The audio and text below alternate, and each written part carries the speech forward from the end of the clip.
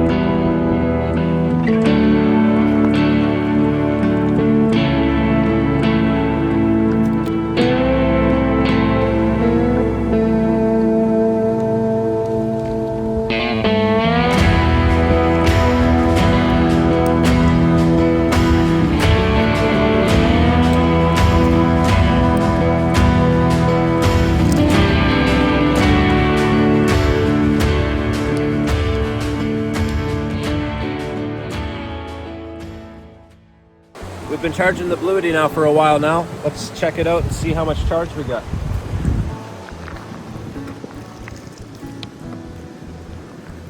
We're at 44% just from the solar panel. That's how much it's charged.